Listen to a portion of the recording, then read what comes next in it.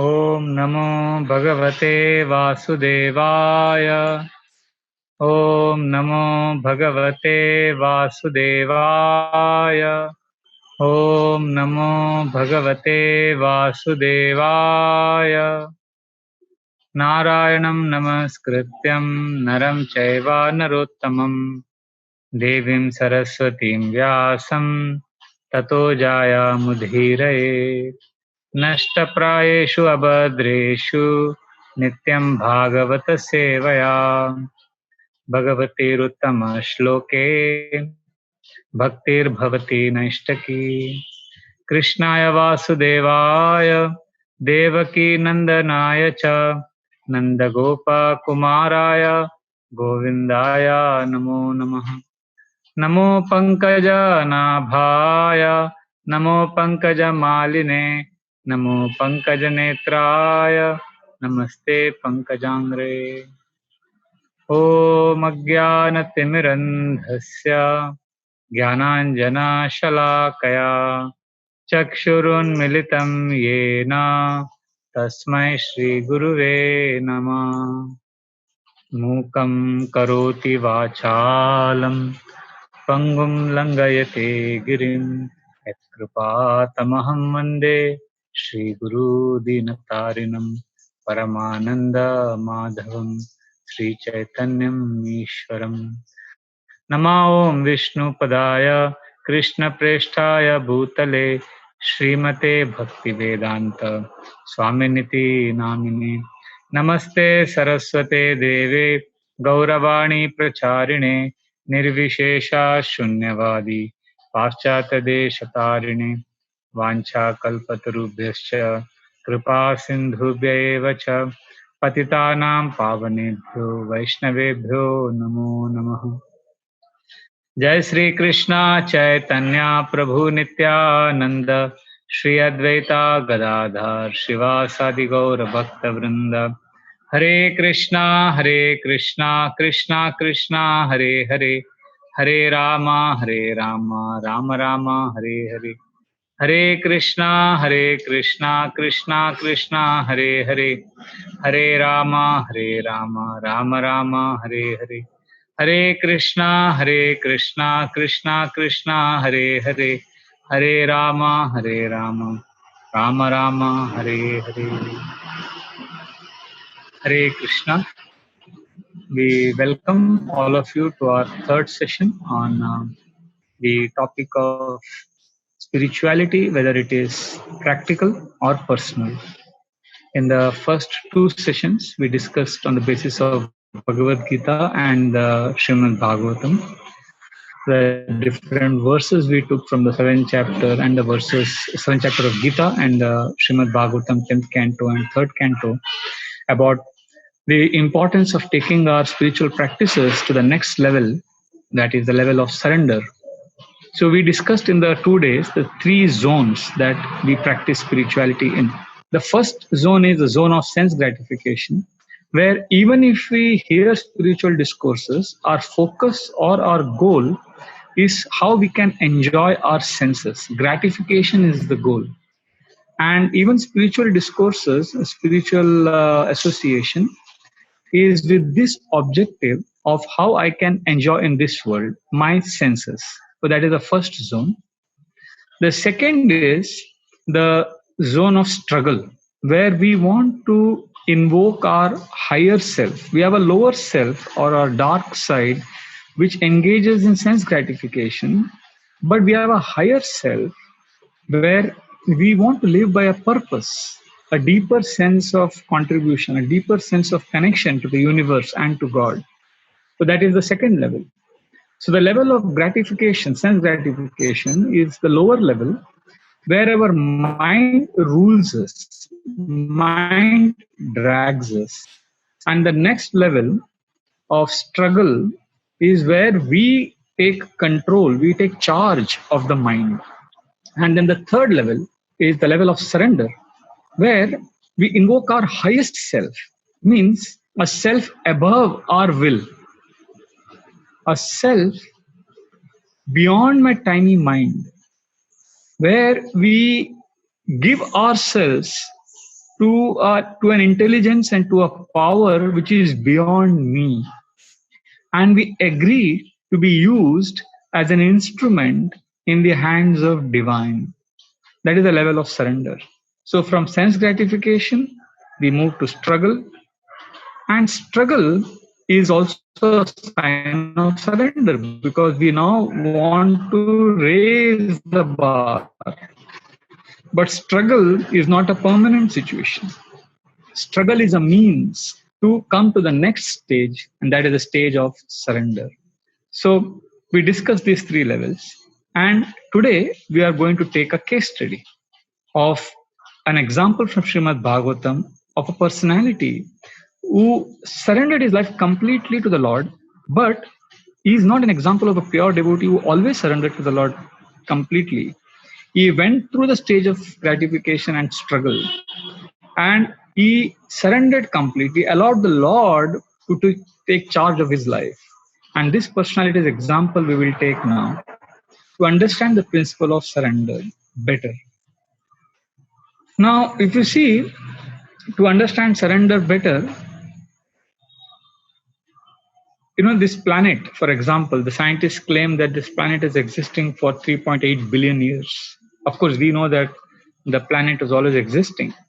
But even if we assume that it's existing for 3.8 billion years, isn't that an amazing amount of time? And what have we done? What have I done? What have you done personally to help this planet move around the sun in these 3.8 billion years? How have we contributed in any way? Actually, we do nothing. Actually, the fact of the matter is we are insignificant. Like, for example, it's raining now. What are we doing by which, the rain is happening? Like, can I claim now or can I declare it won't rain now or it shouldn't rain tomorrow? Can I make a statement that tomorrow the sun should not rise or the sun should rise at 10 o'clock in the morning?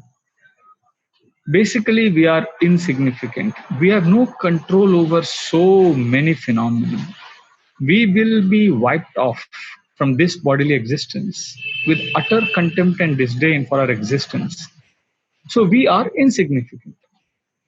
So the point is, why not acknowledge this and accept this and align our life to this higher force which is making all these things happen in this cosmos? For example, I want to give a simple example. Let's say it starts raining. So generally, what do we say when it rains?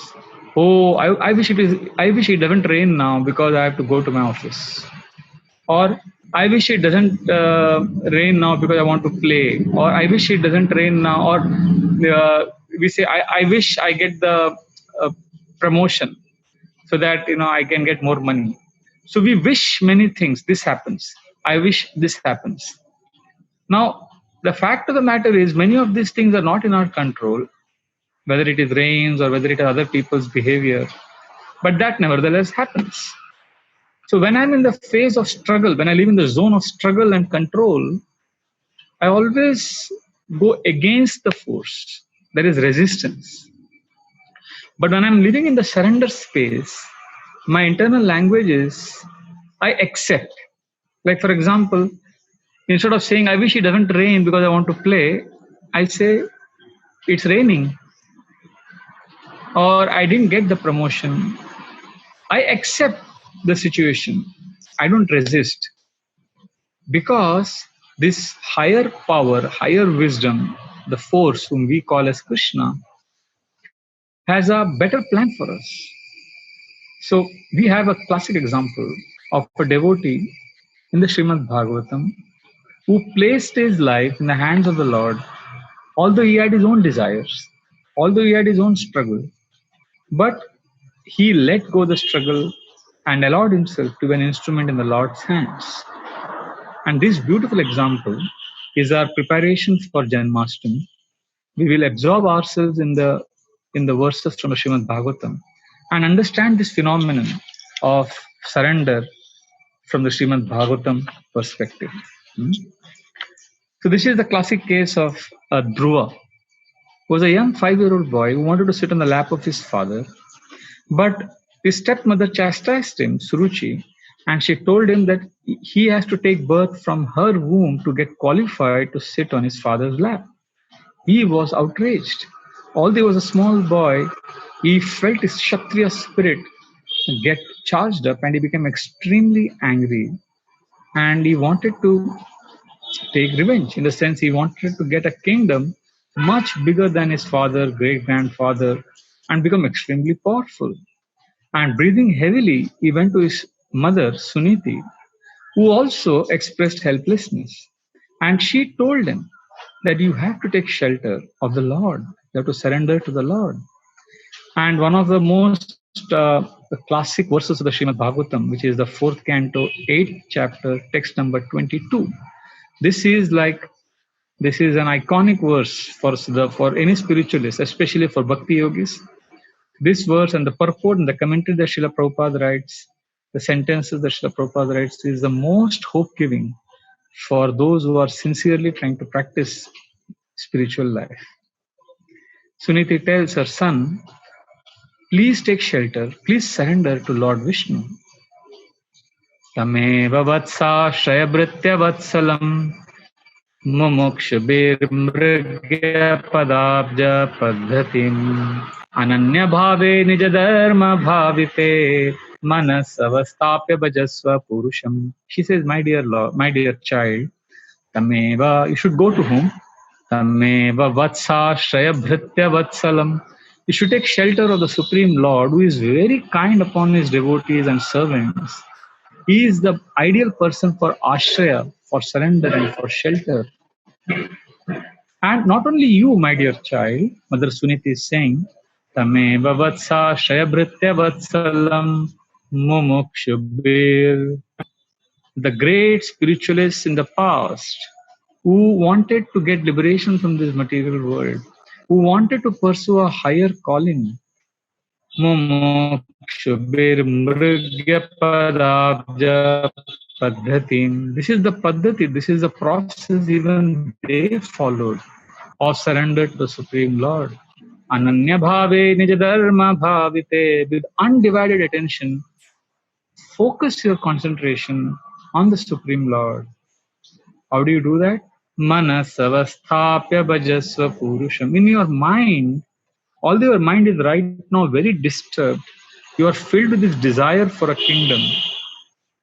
But you add manas avasthapya, you allow, you invite the Lord in your mind, bhajasva purusham.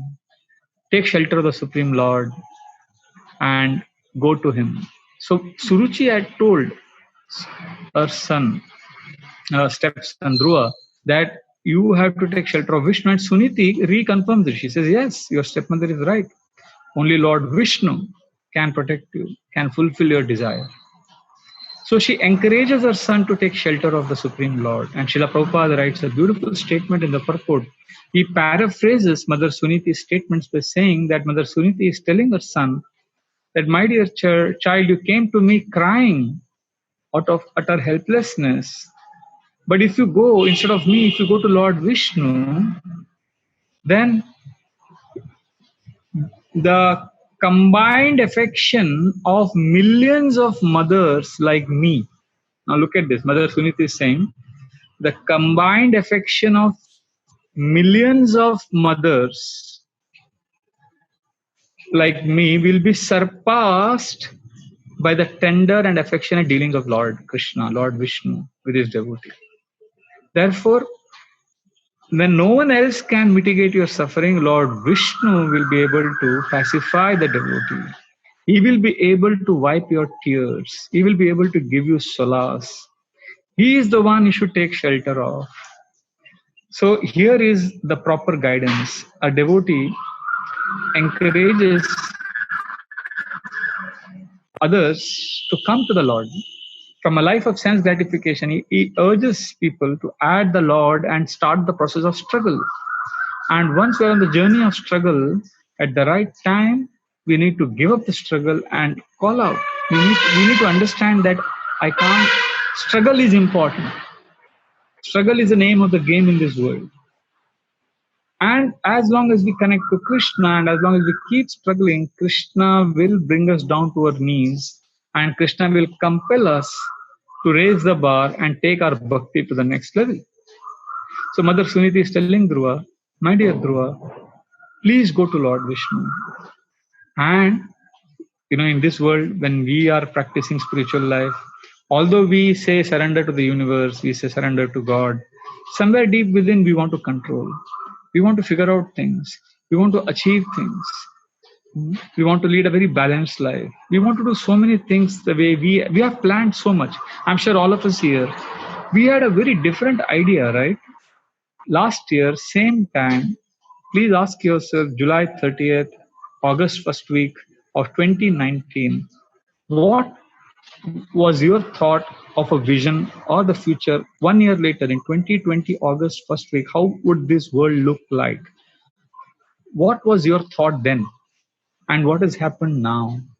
In 1 year, is there anyone on this planet who had envisioned this scenario?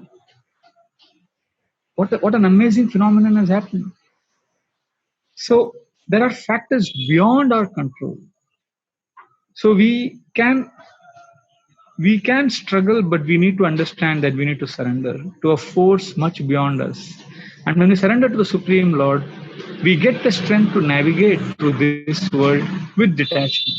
In this world, in all relationships, there is a lot of negotiation involved, and that requires non-emotional life. You need to be non-emotionally placed. You need to be emotionally strong, stable, to negotiate with the people of this world. And you need to have a spirit of detachment to navigate through all the surprises and setbacks and challenges that is thrown upon us. So Dhruva suddenly faced a setback, and his mother said, my dear child, be anchored, hold on to the Supreme Lord. And we subtly have a sense of control. I want to figure out, even if I practice spiritual life, I'll do this, then I'll do this, then I'll do that.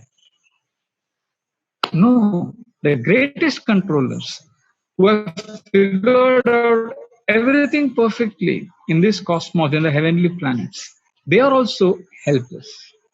So Mother Suniti, she very lovingly tells her son, Nanyam tata padma palashalochana dukkha chidante mrigayami kanchana yo mrigyate hastagriheeta padmaya shriye tare ranga vimrigya manaya. She says, my dear child, there is no one other than Padma Palasha, the lotus-eyed Lord, who can mitigate your suffering. Nanyam tata Padma Palasha lochana dukkha chidam. He alone can destroy your dukkha. And the interesting part is, this Lord is the one sought after by the goddess of fortune, Lakshmi ji. Yo mrigyate hastagriheeta padmaya. She has a lotus flower in her hand and she's running in the forest looking for the Lord. And the ironical part is, all the great controllers and the gods of this world and cosmos, Shriye Tare Ranga Vimragya Manaya, they are chasing after Lakshmi ji to get her blessings so that they can get a favor. So everybody, all controllers here want the grace of Mother Lakshmi. And Mother Lakshmi is desperately looking for Lord Vishnu.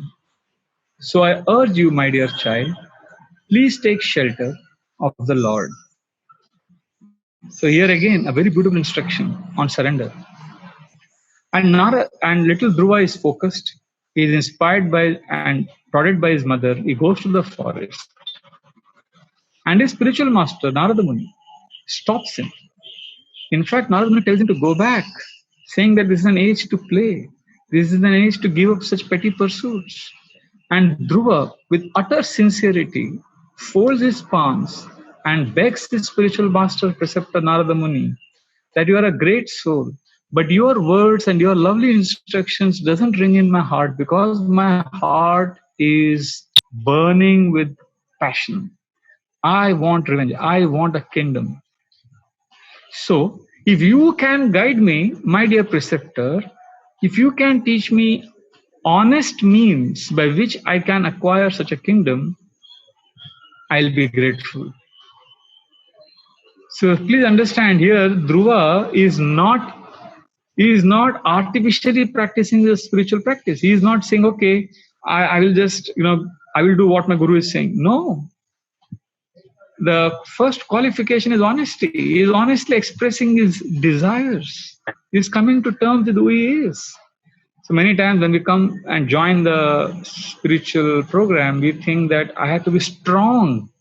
I have to have control over my senses. That's not the first qualification. Authenticity is the first qualification as Dhruva is teaching. When he specifically tells the spiritual master that, please teach me an honest path to get the Lord's darshan. And I'm honestly telling you that I cannot practice this. So very, very humbly he presents himself. Narada Muni is very impressed. And Narada Muni teaches Dhruva, encourages him to go to Vrindavan, to a forest called Madhuvan, and chant Lord's names. And Dhruva performs amazing austerities, living only on initially fruits and water, then inhaling a breath once in a few days, practicing severe austerities, remembering the Lord, Manasavasthape, having taken the Lord into his heart.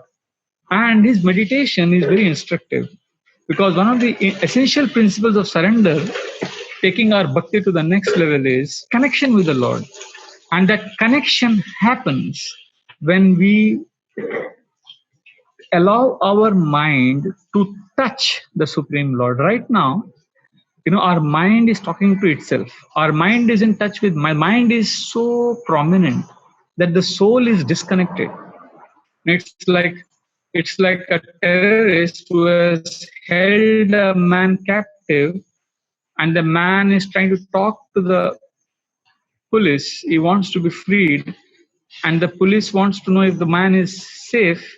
So the police and the man, the middleman is the terrorist who has held him captive, and the terrorist is the one who is speaking. So the man is not able to appeal and beg the police to help him, because the terrorist has held him hostage. Similarly, our mind is the terrorist. So the mind is talking, the mind is doing everything. The soul, is not able to call out to the Lord. So the only thing we can do is somehow, initially, at this stage, as we move from sense gratification zone to the struggle zone, we somehow allow our mind to touch Krishna. We allow the Lord to enter the mind. We allow the police to negotiate with the terrorist and take over. Similarly, we have to somehow bring our mind to the Lord. And that's what Dhruva did. He started meditating on the Lord's beautiful form, and he allowed his mind to get purified by chanting the names. And that helped him navigate to the struggle and enter the third phase of surrender, of offering himself completely to the Lord. Prasadabi mukam shashwat prasannavadanekshanam sunasam subhruvam charu kapolam surasundaram. Prasadabi, the Lord's mukham, the Lord's face. He was meditating on the Lord's beautiful face, which is always eager to give mercy, which is always eager to give blessings. Prasanna Vadanekshanam, his eyes and his face is prasanna, always pleasing to look at. And the minute features of the Lord's form are described in the Srimad Bhagavatam. Sunasam Subhruvam Charu Kapolam Surasundaram. Dhruva meditated on the Lord's nose. Sunasam Subhruvam, his eyebrows were extremely well formed, beautiful. And Kapolam is the Lord's forehead. Surasundaram, more beautiful than all the Devtas, all the gods. So this is the way to meditate on the Lord's beautiful form. And the Lord is not an old man. Dhruva, when he was meditating on the Lord's beautiful form, he knew that the Lord is Govindam Adi Purusham, is the original being. At the same time, he is Navayovanam, is eternally young and youthful.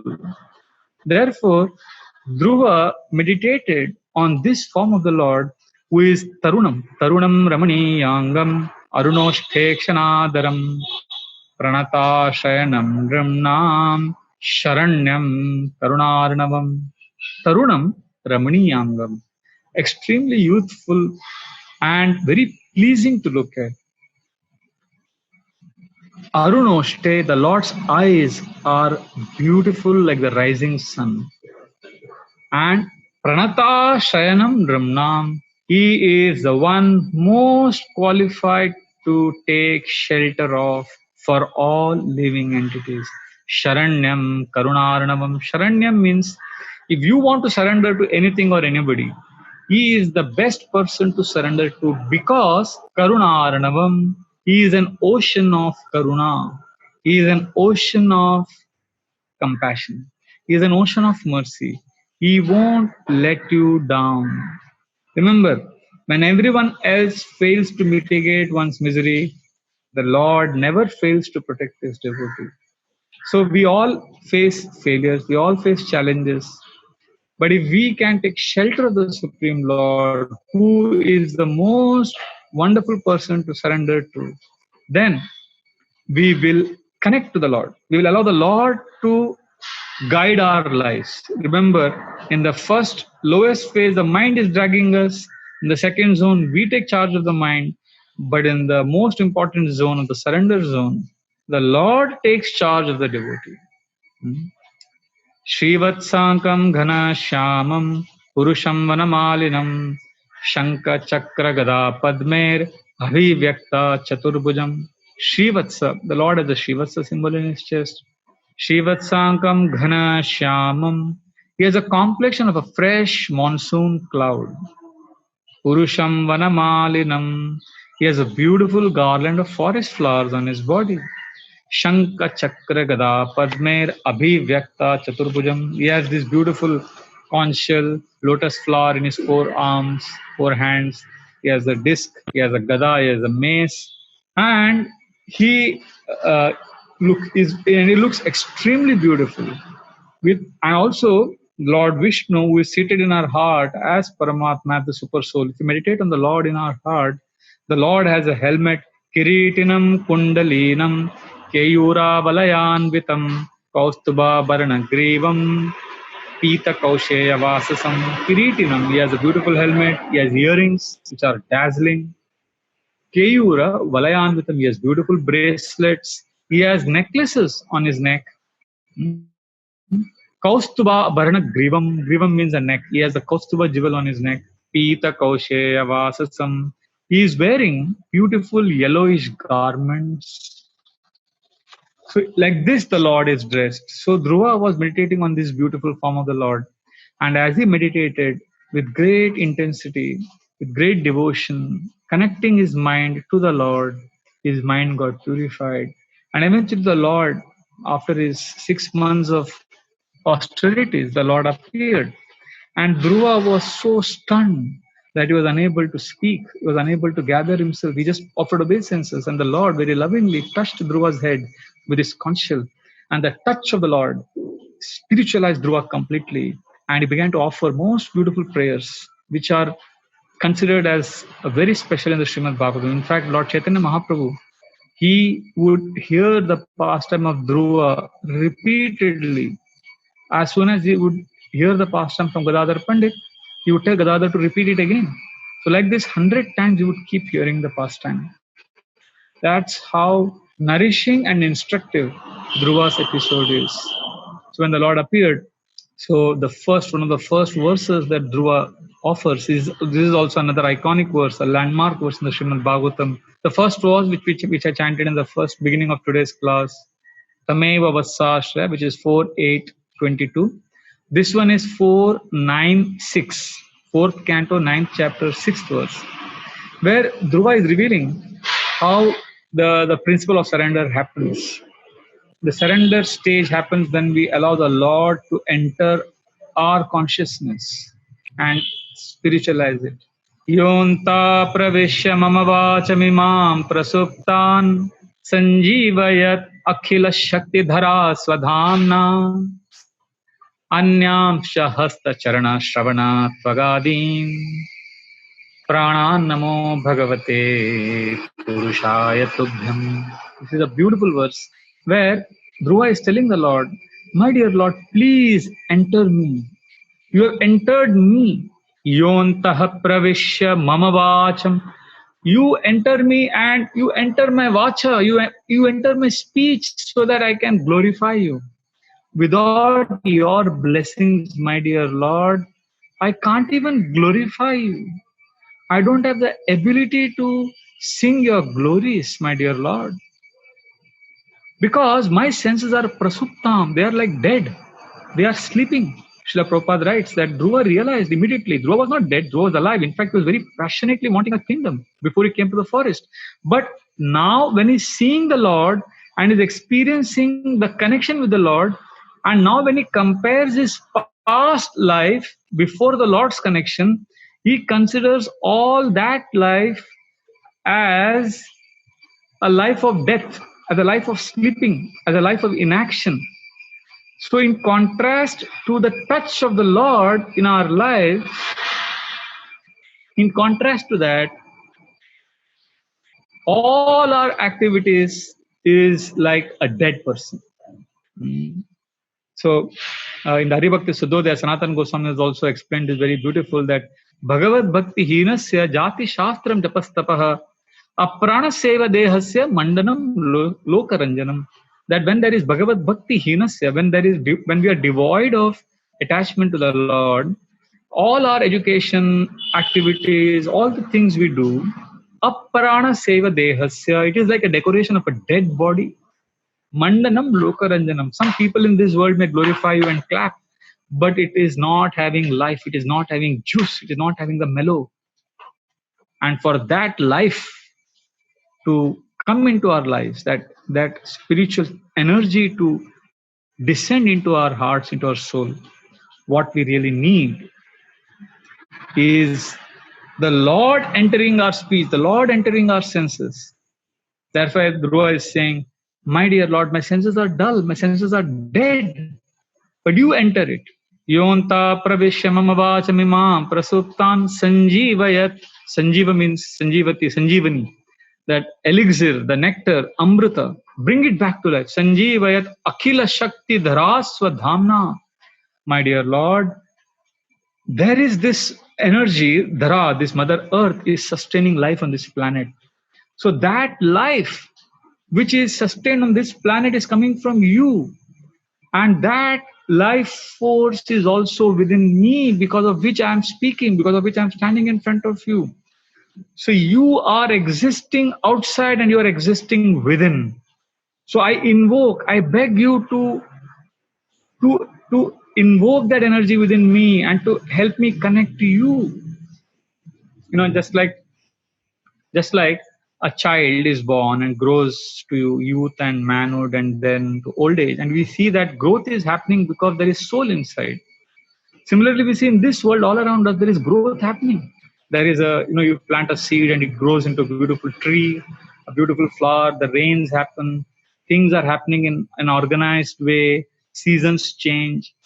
So all the things that are manifesting in nature is happening because there is a soul, there is Atma. Just like this body, a lot of action is happening because of a soul. Similarly, in the outside world, things are happening because there is a supreme soul who is alive, who is breathing. So just like there is a soul in me, so that's why I'm breathing. That's why I'm doing things. Similarly, in nature, in this universe, things are happening.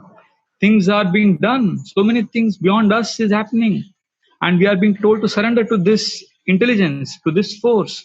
So this, what is happening all around us, is because just like this body has a soul, this universe has a super soul who is present.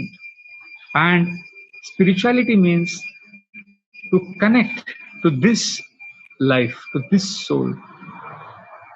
Srila Prabhupada gives many examples. One example I was hearing yesterday in his class regarding this point is that, when you run and you're tired or it's hot, you start sweating. A lot of sweat comes from your body. But that one drop of sweat may be like an ocean for a tiny organism.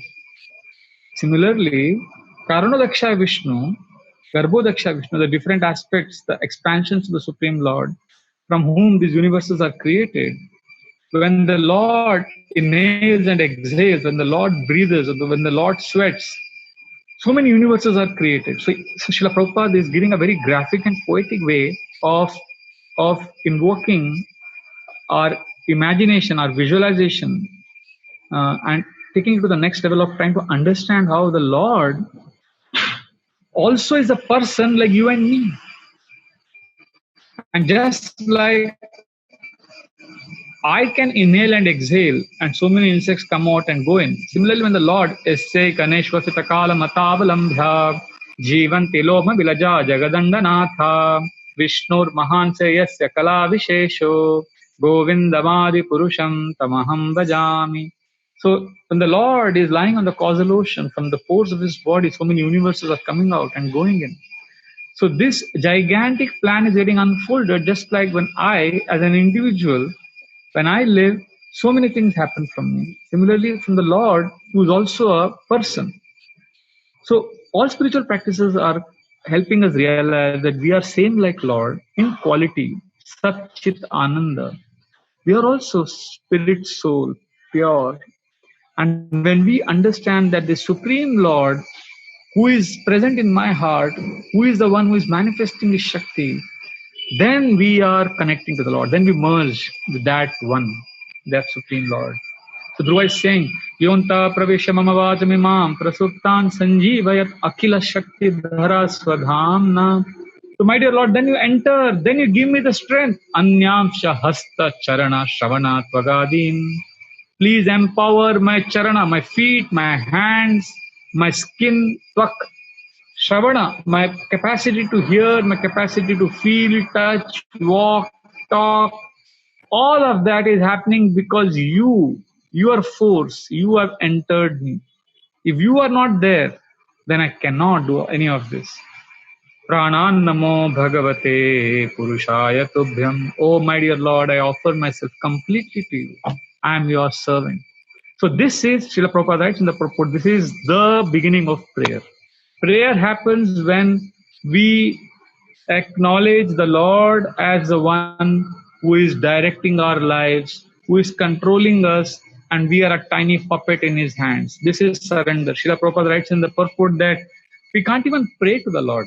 In fact, to be able to pray to the Lord, we need grace, we need blessings. Without the blessings of the Lord, we can't even pray to Krishna. Right now, I may be praying. I may think I am praying, but as I told you, it is like a man held hostage by the terrorists, and the terrorist is talking to the police. You know, one of our Indians, Kulbhushan Jadhav, is arrested by the Pakistan army. So Kulbhushan Jadhav is an Indian, and the International Court of Justice, the case is going on. So Pakistan claims he's a spy. So whenever Indians want to access him, whenever Kulbhushan Jadhav's family members want to talk to him, so his family cannot access him. There is the Pakistan government or the army, which is in between Kulbhushan Jadhav and his family members. So they are in between. Similarly, we are like that Kulbhushan Jadhav, the soul. The soul wants to connect to Krishna, but we are held captive by our mind. And it is a mind that is negotiating everything. Therefore, our only hope is Krishna takes over the mind. Krishna influences the mind. Krishna controls the mind. Therefore, for that to happen, I need to surrender. I need to give up. I need to allow Krishna to play his part. Like passengers are in a plane, the plane is hijacked. They can't do anything. They can only hope that the commandos enter and they subdue, they neutralize the terrorists and release them. But the soul, who is trapped in this body, in this cage, and is held a captive by the mind, his only hope is that somehow, if the mind is negotiating with the Lord, if the mind is connected to the Lord will take over. And for that hope, that aspiration, that hankering is the soul's prerogative. That desire and aspiration is our only ability that we have. Otherwise, we are tiny puppets. We'll be dragged. We can't even pray to the Lord because it is a mind talking to itself. So the mind may say, oh, he's so bad, he is doing like this. So when you're chanting, the chanting means we're praying to the Lord. But when I'm sitting to chant, I'm thinking of this man did that, that person is doing this, I have to do so many plans, I've got so many things to accomplish. And after all of this, a time comes during my japa when I may realize that my mind has wandered so much. So when I realize my mind has wandered so much, then I'm supposed to come back and again focus on listening to the holy name. But what happens is, oh, just see how the mind has controlled us so much that just when you realize that the mind has wandered, the mind again takes charge by saying, oh, look at your mind. The mind is traveling so much. The mind is so bad. The mind is going everywhere. The mind is not allowing you to chant. So this talking is also by the mind. So it's the mind all the way. It's a mind dragging us helplessly everywhere. So when we start struggling to control the mind, a time comes when we realize that it's beyond me. Material energy is Devi Esha Gunamai Mama Maya Duratyaya. It's extremely formidable. I cannot control this. It's like there was a cartoon I saw. A man is sitting very confident and his wife is next to him, and the interviewer is asking him, so, sir, do you think, act, feel, and live independently of your wife? And his wife is answering, yes, he does. He is independent of me. So this was a joke, a small quote, small cartoon, and it was hilarious because the question is clear: are you independent? And his wife is saying, yes, he's independent of me. That means he's not actually independent. So similarly, our mind is like that wife in this example. So even though I may think I'm independent, I'm not. Like, there was a small WhatsApp video, I think 10 seconds video, 15 seconds video somebody sent me, where this man is saying, guys, listen to me. I've got 2 magic formulas to be happy. If you want to be happy always, just follow these 2 magic formulas. First, never be under your wife. Don't listen to her at all. Whatever she says, don't do it. Understand? You will be happy. And the second is, wait, I will tell you, my wife is calling me now. I'll tell you later. And he goes away. So again, this is a classic case where I may claim that I'm in charge, I'm in control, but we are not. Somebody else is moving the reins of our lives, and that is unfortunately the mind. So now our only hope is this mind is spiritualized. Srila Prabhupada says that when you put an iron rod in fire, it becomes fiery. Similarly, when the mind is allowed, manas avasthapya bhajasya purusham dhruva, allowed the Lord to enter his mind and spiritualize his mind. So when we live in the realm of surrender, my dear Lord, I give myself up. I surrender to you. That's when we allow the mind to touch Krishna. Otherwise, all our attempts to control is the mind playing mischief. When I'm trying to figure out, remember the seminar, the first session, practical. When I want practical solutions, it's the mind trying to be in control. But when I choose a personal spiritual practice, not a practical spiritual practice, there is a practical spirituality and there is personal spirituality. When I have a desire for practical spirituality, my mind is in control of me. Although I may think I am practicing spiritual life, I have 4 formulas to become spiritually advanced, I have 3 rules, 10 acronyms. No, it's still the mind holding control, holding reins of my life. That is practical spirituality, where the mind is in charge of me. But personal spirituality is when I have a personal relationship with the Lord and I let go the surrender, I let go the struggle, and the Lord enters and Lord spiritualizes and Lord takes over. Lord communicates directly with the soul. The middleman, the mind is not needed. And that communication liberates the soul. And that is what Dhruva experienced. And then, because the Lord entered his consciousness, look at Dhruva's contrasting prayer. What was his ambition? Before he came to the forest, he wanted a kingdom greater than his great grandfather. Such an intense material desire. But now, because of the effect of Lord's touch, now he is telling the Lord that, my dear Lord, I feel ridiculous that I was looking for something so silly. Sthana bilashi tapasi stitoham Tvam praptavan deva munindra guhyam Kacham vichinvanapi divya ratnam Swamin kritartosmi varam nayache. My dear Lord, I wanted a position so high. Sthana bilashi tapasi stitoham. I performed austerities to get that position. But now, instead of that position, I got you. Tvam praptavan deva munindra guhyam. Great, great yogis and ascetics cannot get you, and I got you. Wow. And now I realize that what I was looking for was Kacham vichinvannapi divya ratnam. I was looking for a broken pieces of glass, and I have got a priceless diamond.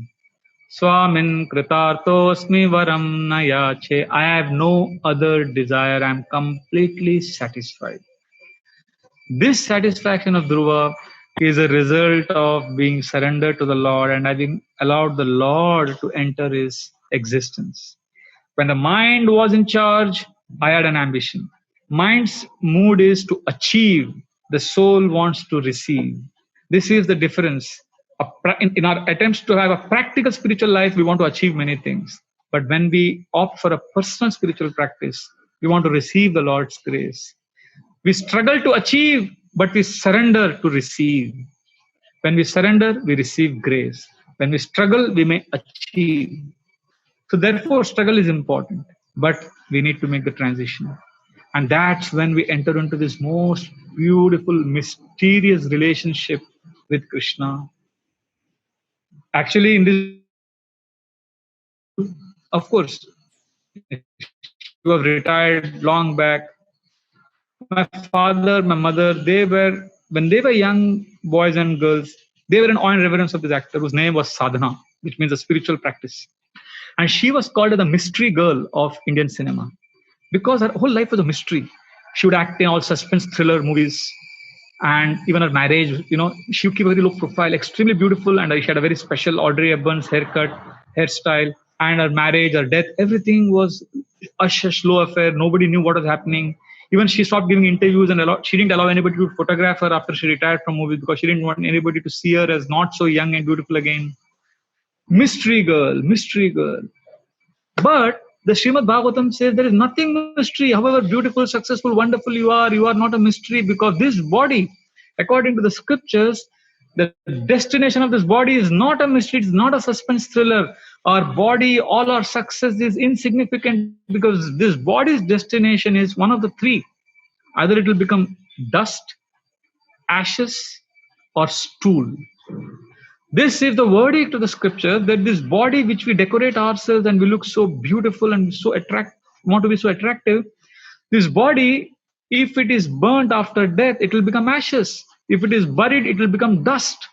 And if it is thrown to be eaten by animals and birds, what happens after you eat? You pass stool. These animals, birds will pass stool. So you or dust or ashes. However beautiful you are, however successful you are, that is the destination of this body. Therefore, there is no mystery. What is exciting adventure is when we enter a relationship with the divine, where we give up the struggle and enter the zone of surrender and discover this most beautiful personal relationship with Krishna. Otherwise, in this world, everything is transitory, everything is fleeting, and everything is getting destroyed by the power of time. But as everything is getting destroyed, there is something that remains. And connection to that core, unchanging self within us, that connection, that existence is a beautiful journey. It's unraveling of a beautiful journey home within. Talking about nothing is permanent. I remember when India was ruled by Akbar, he changed his capital from Agra to Fatehpur Sikri. So, and he invested so many, everybody, the capital of his kingdom from Agra shifted to Fatehpur Sikri. but somehow they couldn't sustain because of water drainage problems. Some issues are there. There was, I think, drought and things like that. So they had to come back to Agra. So that place was abandoned. It became like a ghostly town. Even now, it's like a tourist spot. And when you go there, you see that once upon a time, this was a thriving place. When I read about Battle of Talikot and the Vijayanagara kingdom and the empire for more than 106, no, more than 200 years, they never lost a battle. The kingdom which was established by Akka Vakka and then Krishnadeva Raya took it to the next level. The Vijayanagara kingdom was one of the most powerful kingdom ruling the southern part of India. And for almost 200 years, they were undefeated. And finally, the Gilani brothers, two of the commander-in-chiefs, betrayed in the Battle of Talikot. And the Bahmani kingdoms defeated Raja Ramarai, and then the Vijayanagara Empire collapsed. So if you see, just imagine a country that has not lost a battle since 1860 or 1850. Now it is 2020. So imagine the generations that have passed in glory, success, opulence. So somebody who's lived in between this period is always thought they're always going to be victorious, they're always going to be splendorous, opulent, wonderful. But look what has happened. History has changed the fortunes. Similarly, right now, some country may be very powerful. Some person may be very powerful, but we all will be washed away by the power of time. Nothing is mysterious, nothing is to be unraveled, nothing is to be discovered in this world, because that is the bottom line. What needs to be discovered, though, what needs to be explored, though, is our relationship with that eternal, unchanging self. When I go to this temple, our Ananteshwara and Chandreshwara temple here, which is Ananteshwara temple was built 5,000 years ago by the Pandavas. Chandramauleshwara temple has been existing even before that. These are very traditional temples. For thousands of years, pilgrims come here, they do the circumambulation in the morning, there is puja, there is worship, systematically being followed. So when you enter that space, you immediately connect to a space beyond this world. In Ananteshwara temple, there are inner sanctorums. You have to go deep inside. And you can see inside where Madhvacharya, the great preceptor and teacher of Madhva Sampradaya, sat and gave his discourses. That very spot where he lived and where he spoke, they have kept a lamp burning, and that lamp is so stable because it is inside, it's like a windless place, and that lamp burns 24/7 since thousands of years, 800 years. And outside, as I was standing and taking darshan, I was looking at it, there was a rain. Sometimes it is raining, there is a cyclone, there is winds, but nothing happens to that lamp inside in the inner sanctorum. It is still. Similarly, in our life, so many things happen, so many things change, so many things go topsy-turvy. But there is something like that lamp which doesn't change. That discovery, that journey, that mystery has to be unraveled.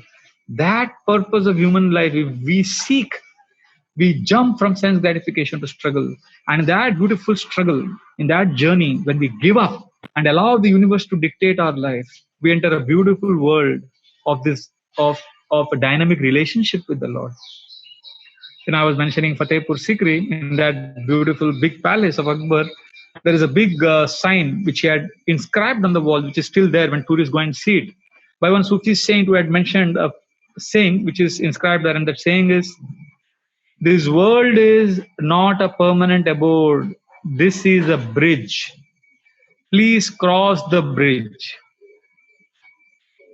And ironically, it is so true. That place itself epitomizes this saying. This world is like a bridge. The struggle that we go through, Mamevamsho jiva loke jiva bhuta sanatana manasastan indrani prakristani karshati. Karshati means struggle. We are struggling in this world because this is the bridge from a life of sense gratification to a sweet personal relationship with God, to surrender. That journey, that surrender journey, is the world of surrender and sweetness is on the other island. Right now, the island is our mind and senses dragging us. But to go from this world to that world, we have a bridge of struggle where we take charge of our senses. We try to become Goswami. Srila Prabhupada said we have to take charge, we have to take control of our senses. But this struggle, remember, is a bridge. We do not make a house in the bridge. We do not live in the bridge, we move. So if we are struggling in our spiritual practices, if we are struggling we need to know that we need to now cross the bridge, enter the next level of spirituality. And when we do that, then the spiritual life, the spiritual practices that we have, that appears extremely, it becomes refreshingly beautiful. It doesn't become a drag anymore. And therefore, Dhruva, his amazing realization that at this time he is telling the Lord that at one time he wanted a kingdom greater than his great grandfather Brahmaji, and now he tells the Lord that all the desires I have, it's appearing to be a gratification of a dead body.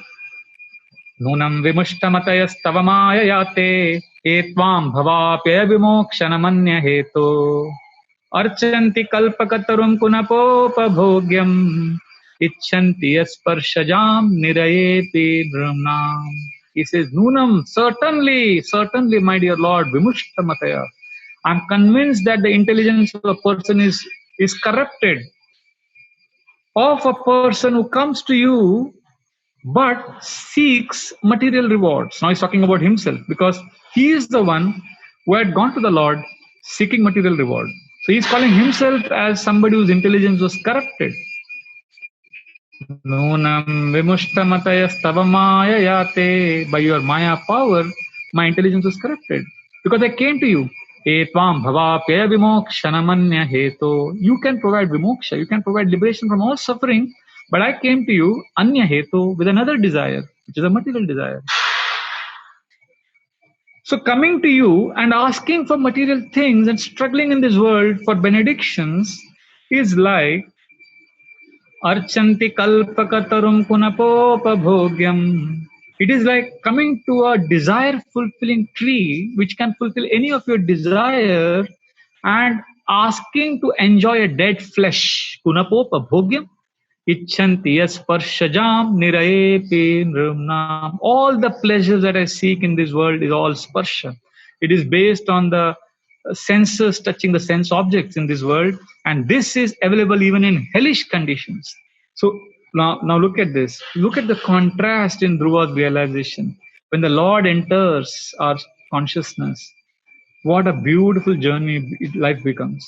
So therefore, this is a very beautiful lesson. We'll stop here. We'll continue in our next session, which will be the last session for the Janmashtami preparation of our consciousness. So we will conclude with Dhruva's final prayers. This is the prayer Dhruva is offering to the Lord about how when we surrender to the Lord, we experience much greater contentment and fulfillment than when we struggle in our spiritual practices.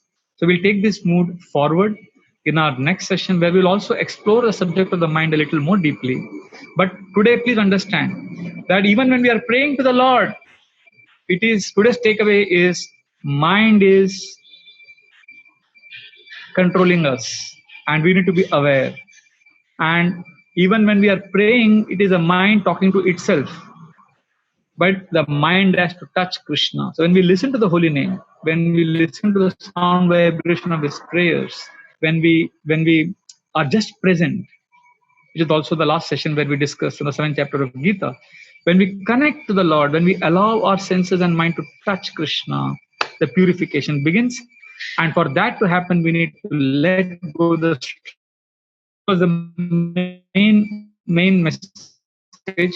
Just imagine the life of sense gratification. It is like a bully next to you, a big 8-foot tall fat bully who is dragging you, telling you do this, do that, and you are simply obeying him. That is the life of sense gratification, zone 1.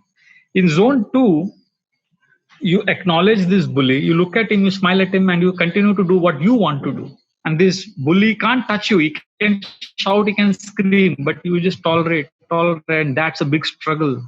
Zone 2 of struggle is a very big struggle because we are aware of the mind and we keep coming back to doing what we want to do, but the mind is incorrigible. So when we realize the mind is incorrigible, we go to the third zone where in the first 2 zones, the mind, the bully is active. In the first zone, he is directing us, we are helplessly getting dragged. Second, we say no, and we do what we want to do.